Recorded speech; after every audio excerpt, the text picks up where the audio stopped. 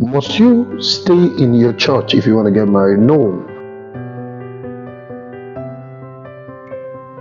Hello, world. Welcome once again to my world. Welcome to the world of Peter Ighofowe Amrasa. Welcome to the Ighofowe coaching experience. We've been on a series. It's been a while. We're coming to the end of this series. One more episode to go after this. We've been on a series titled Before You Say Yes or Before You Pop the Question. What are the essentials that you should have before you agree or before you disagree? And we've talked about a lot of things. Today our focus will be on a type of compatibility. You know, when we say compatibility, some people would naturally feel compatibility is being the same. No, compatibility is not necessarily being the same. It talks about the ability to work together. The scripture says, can two people work together if they do not agree? So when we talk about compatibility, we're talking about agreeability. There's a word like that. How well can these two people agree? Now, on that premise, we are going to be looking at a part of compatibility, spiritual compatibility. Before you say yes, make sure you know if you are spiritually compatible with the person you're getting married to, and not just compatible with the person, but also with the spiritual organization the person is connected to. Because the truth is that man is essentially a spirit that has a soul that lives in the body. So you have spiritual needs. Lots of people focus so much on their physical needs, their social needs, their financial needs and all that when they are making this negotiation for marriage. Very few people think about spiritual needs. The truth is that you are a spirit and you have spiritual needs, and not all spiritual congregations can meet your spiritual needs. I put it this way, there may be many churches, but not all churches can feed every spirit. There may be many organizations, but not all organizations can feed your spirit. You know, you could be from a particular sect, and because you want to get married, you break out of your sect and go marry someone else. And now, after a while, that difference in belief now begins to be the source of conflict. You know, diversity in belief can be the source of conflict. It's important to know that not all churches can feed all spirits. Not all spiritual organizations can feed all spirits. So, must you stay in your church if you want to get married? No. But make sure wherever you're going is compatible to your belief systems. Because, for instance, there's someone who is into the charismatic move. We are a charismatic person, and you see teaching ministries as dull and quiet. You go get married to someone who that is his thing. Now you're going to put yourself in a position where you'll be joining him to that place. You now realize that despite the fact that you're joining him there, your heart is not there because there's something more you are longing for. You begin to realize that what you want, what you seek, that spiritual organization cannot give you. And now you say, okay, we are married, let's go to two different organizations, meet our needs differently.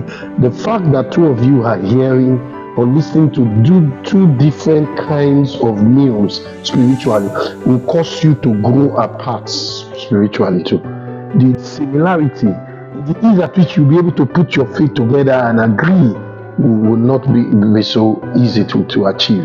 So it's important, I put it this way, everybody has what is called their specific spiritual vegetation. There is a specific spiritual food that fits you.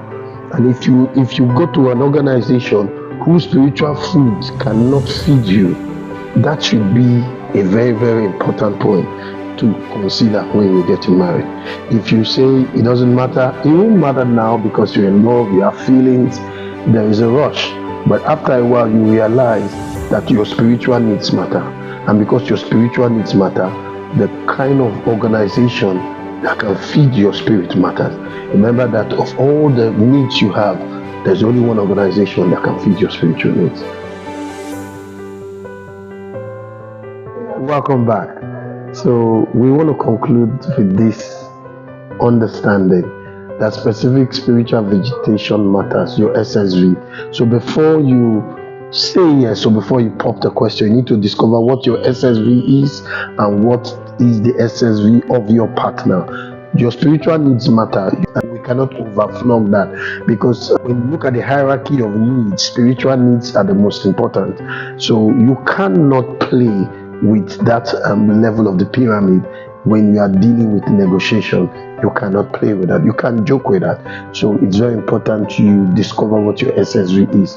You know, I met a lady who told me that she used to be in an organization while she was growing up, and she was frustrated in that organization spiritually.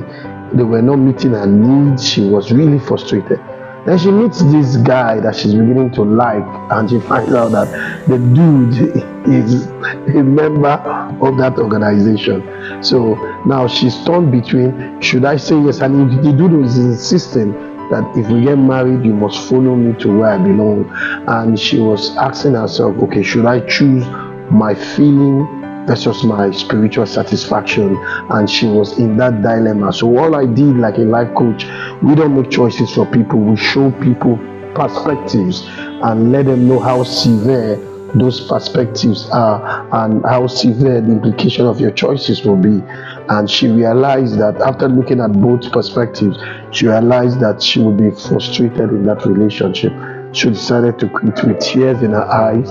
She said no, though she had feelings for the guy. So you need to know, sit down and do proper analysis. If the SSV you have is what your partner can provide for, if the SSV your partner has is something you can accommodate and something you can provide for, you know, it's so important. I've seen this break families apart. You know, you see where someone comes from a teaching ministry and he probably gets married to someone who likes this issue of vision. I see vision, I see vision.